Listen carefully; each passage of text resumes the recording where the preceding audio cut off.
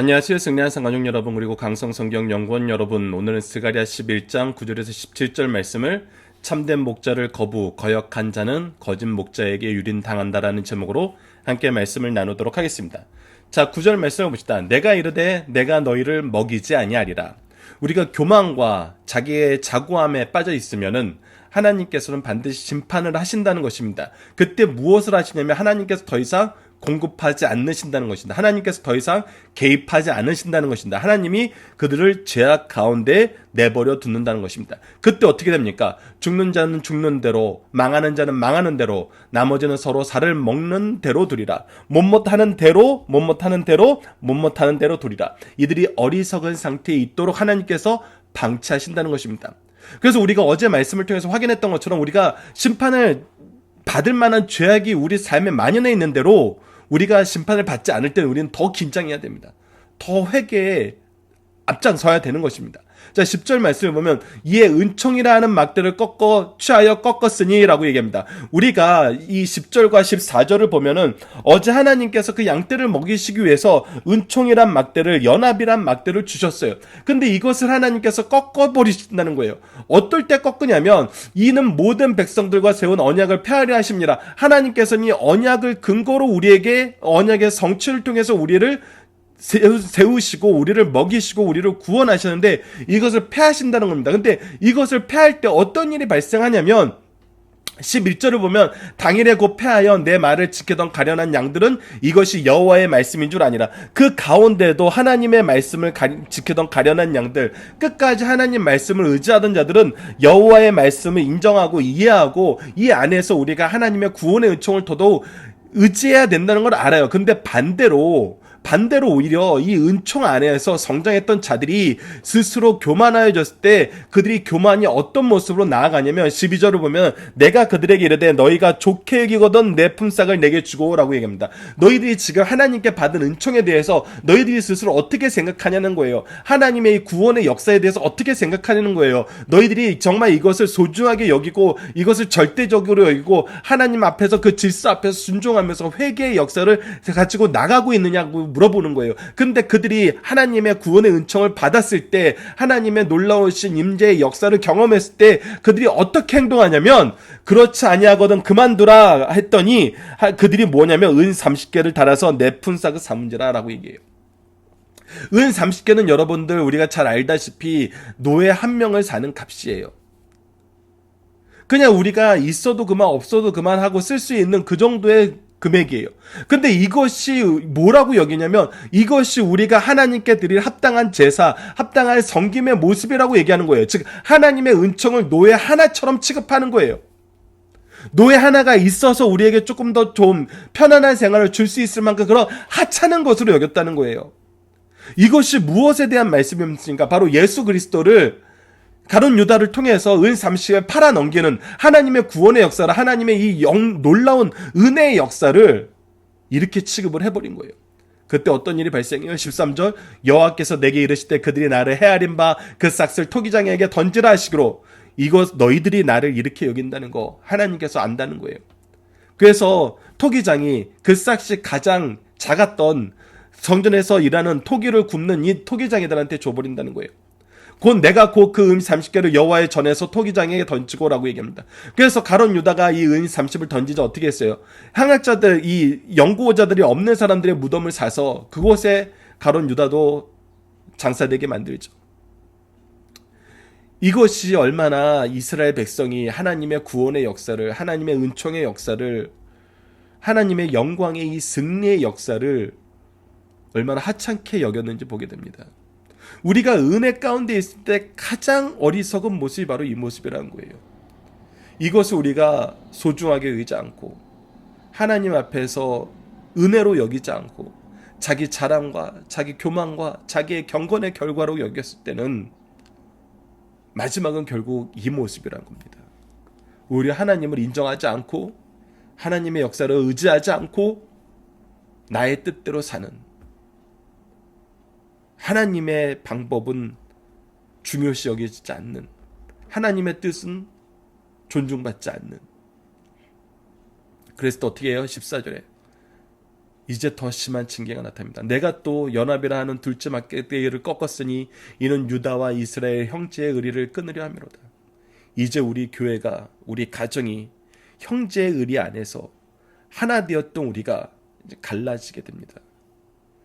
갈라지면서 어떤 일이 일어나요? 15절 여호와께서 내게 이르시고 너는 또 어리석은 목자들의 기굿을 빼앗을지니라 라고 얘기합니다. 하나님께서 어리석은 목자들의 기굿을 빼앗아서 우리가 이제 하나님의 말씀의 역사가 무엇인지 반드시 보게 만들라는 거예요. 그러면서 하나님께서 심판으로 한 목자를 이 땅에서 일으키십니다. 그것이 바로 16절 부분입니다. 이것이 바로 하나님께서 우리를 심판하시는 심판의 내용입니다. 우리가 끊임없이 이 어리석은 가운데 행할 때 하나님께서 우리를 심판하실 때 그 심판의 내용이 뭐냐면 한 목자를 이 땅에서 일으키리니 한 목자가 이제 우리의 지도자가 된다는 것입니다. 근데 그는 어떤 목자예요? 예수 그리스도와 같은 목자가 아니에요. 자 보십시오. 그가 없어진 자의 마음을 두지 아니하고 흩어진 자를 찾지 아니하고 상한 자를 고치지 아니하고 강건한 자를 먹이지 아니하고. 이것은 뭐예요? 없어진 자를 마음에 두어야 하는데 두지 않아요. 흩어진 자를 찾아야 하는데 찾지 않아요. 상한 자를 고쳐야 되는데 고치지 않아요. 강건한 자를 먹여야 되는데 먹이지 않아요. 그는 하나님께서 하나님이 주신 사명에 태만한 거예요. 우리가 어제 말씀을 통해서 확인했던 것처럼 하나님의 은혜는 반드시 흘러야 돼요. 흐를 때 어떻게 흐르게 하세요? 하나님 나를 일꾼 삼아서 하나님의 은혜를 사용하게 만드세요. 사용하여서 하나님이 기뻐하시는 일에 쓰게 만드세요. 하나님이 기뻐하시는 일은 뭐예요? 바로 하나님께서 우리에게 명령하신 그 사명이에요. 그 사명의 핵심은 뭐예요? 영혼을 구원하는 거예요. 근데 그것을 하지 않는다는 거예요. 연약한 사람만 돌보지 않는 것이 아니라 강건한 자도 계속 강건할 수 있도록 우리가 유지시켜줘야 돼요. 우리 교회가 때로는 실수하고 우리 가정이 때로는 실수하는 게 잘하는 사람에게 관심을 안 가질 때가 있어요. 그러나 우리가 여러분들 사도행전을 보면 사도 바울의 1, 2, 3차 전도 여행을 통해서 보면은 그가 한번 갔던 곳, 잘 되는 곳을 다시 방문하지 않은 것이 아니에요. 그곳을 방문하여서 더욱더 강건하게 하고 그들로 하여금 다른 데를 도울 수 있도록 권면하고 계속해서 성장할 수 있도록 인도했어요. 그렇기 때문에 강건한 자도 먹여야 되는데 이것도 하지 않아요. 완전히 태만한 거예요. 그리고 오히려 어떻게 해요? 오히려 살찐 자의 고기를 먹으며 라고 얘기해요. 오히려 자기의 탐욕을 부리는 거예요. 자기를 채우는 일에만 신경을 쓴다는 거예요. 또 그 굽을 찌질이라 그러면서 오히려 남의 것을 착취하면서 내 것으로 만드는데 힘을 써요. 내 분깃이 작다고 생각하면서 남의 분깃을 끌어오는 거예요. 아니면은 팀을 이루어서 우리의 분깃을 키우자 그러고 집단 이기주의적인 상상만 계속해서 퍼져 나오게 되는 거예요. 이것을 우리가 주의해야 되는 것입니다. 17절부터 화 있을진저. 이런 곳은 하나님의 징계하는 곳이라는 겁니다.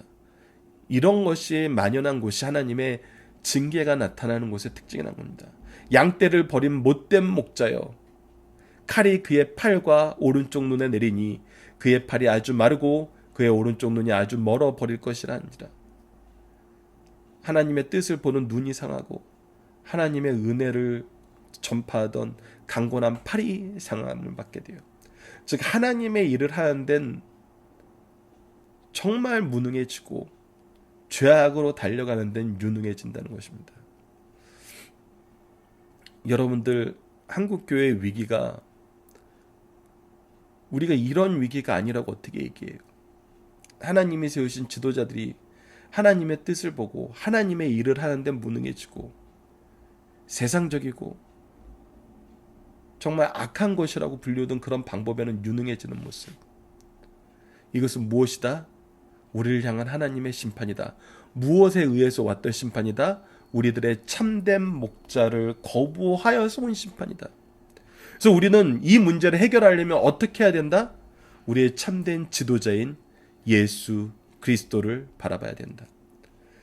여러분들 그래서 하나님의 회복의 역사는 우리를 방황하게 만들잖아요. 방황하게 만든다는 것은 무엇이냐면 이 교회에서 더 이상 하나님의 참된 목자가 나타나지 않아요.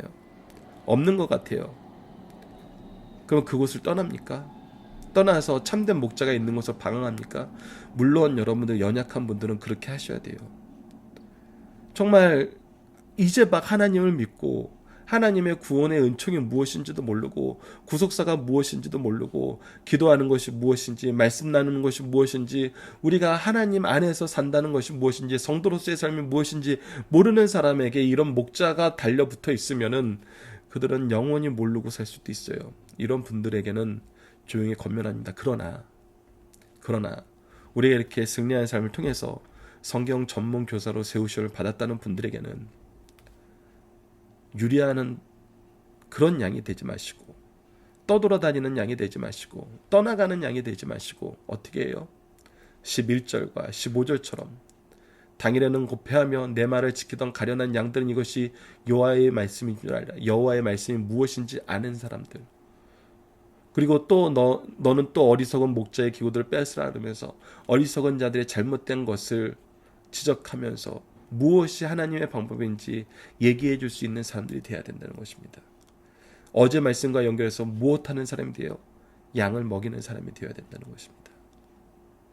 이곳에 유리하는 자가 없도록 이곳에서 유리하여서 하나님에게서 떠나가는 자가 있지 않도록 우리는 책임져야 된다는 거예요. 내가 하나님이 세우신 목회자가 아니라고 해서 내가 이 책임에서 사라지는 거 아니에요. 하나님은 우리에게 무엇을 주세요? 하나님을 아는 하나님의 뜻을 아는 지혜를 주시고 하나님께 예배할 수 있는 거룩함으로 구별되는 삶을 살게 하시고 하나님의 의와 공의의 통치를 전할 수 있는 하나님의 일꾼으로 세워주셨어요. 그 안에 우리의 직분이 어떤 것이란 것은 우리가 직분이 낮다고 해서 우리가 스스로 세상 사람들이 보는 직분이 낮다고 해서 우리가 이해를 못하는 거 아니에요. 하나님은 우리를 통해서 우리 교회를 회복시키세요. 나를 통해서 이 우리 교회가 회복되기를 간절히 바라는 마음으로 하나님의 역사를 간구해야 됩니다. 이 대표적인 예가 바로 예루살렘 교회였어요. 예루살렘 교회가 세워지셨던 시기에 그 시대의 종교 지도자들은 대제사장들과 바리새인들이었어요. 그러나 하나님께서는 누구를 통해서 역사하셨어요? 모든 사람들이 무시하고 멸시하는 어부 출신인 예수님의 12사도를 통해서 하나님께서는 하나님의 뜻을 이루시고 하나님의 교회를 세우시고 복음의 능력을 전파하게 하셨어요. 어리석은 목자가 있을 때 이것은 우리에게 하나님께서 회개하라는 신호를 주신 것을 힘을 깨닫고 회개하면서 양을 먹일 수 있는 우리 승리한 산 가족 여러분들 되었으면 합니다. 자, 본문 묵상하기입니다. 하나님이 은총의 막대를 꺾으시면 어떤 일이 발생합니까? 그냥 내버려 두십니다. 하나님께서 우리를 방치해 두세요. 어디에 방치해 두세요? 죄 속에 방치해 두세요.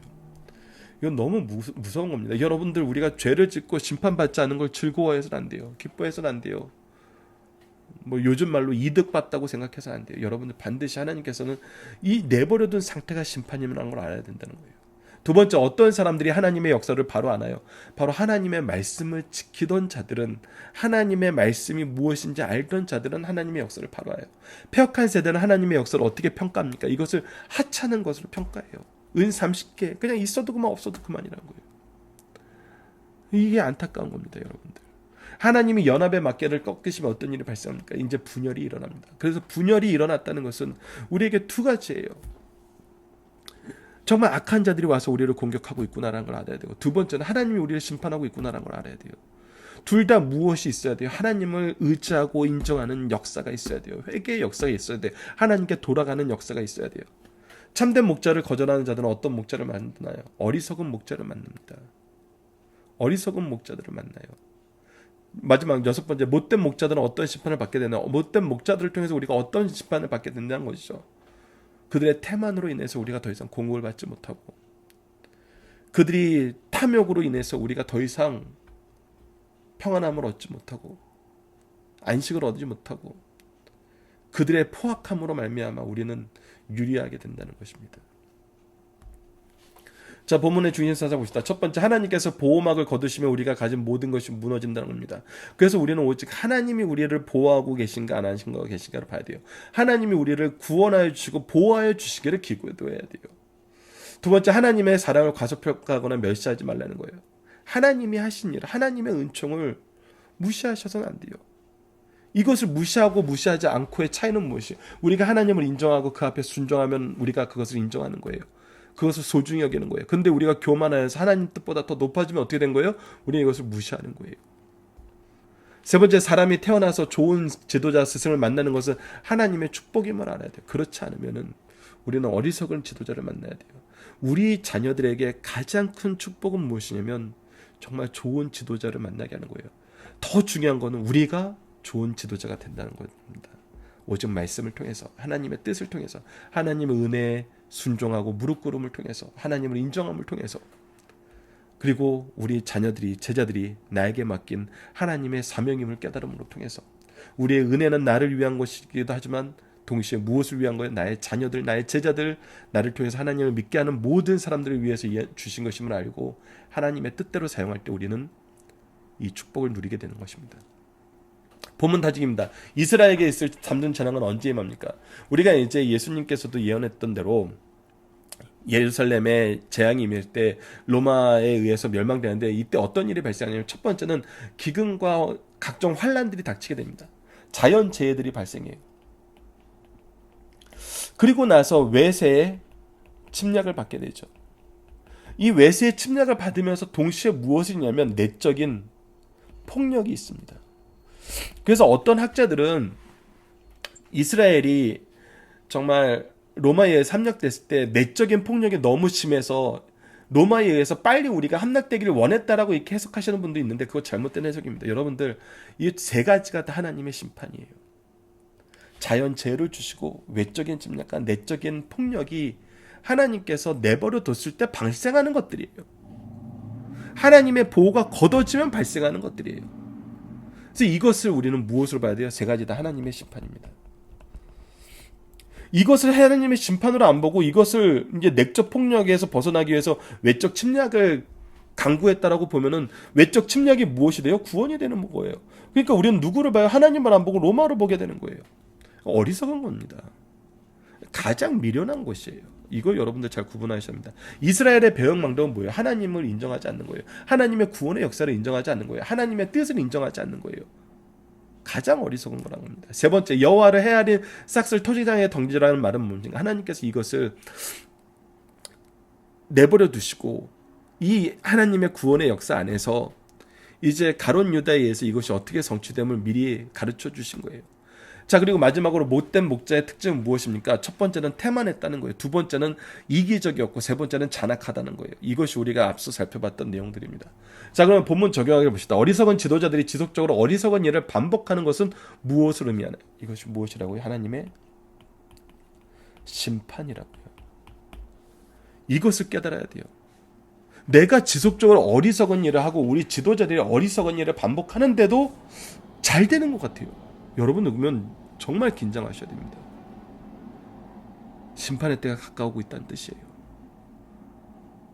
하나님이 징계의 때가 가까우면 돌이키지 않으세요. 우리는 회개해야 됩니다. 이번 주 공동 제목은 참된 지혜는 복음의 말씀을 인정하고 의지하는 것이요 가장 어리석은 삶은 복음을 거부하는 삶임을 깨닫게 해주소서. 오늘 본문 말씀을 통해서는 하나님은 우리가 항상 하나님의 구원의 은혜와 평화를 강구하는 삶을 살게 하여 주시고 하나님의 역사를 찬양하는 삶을 살게 하여 주시옵소서.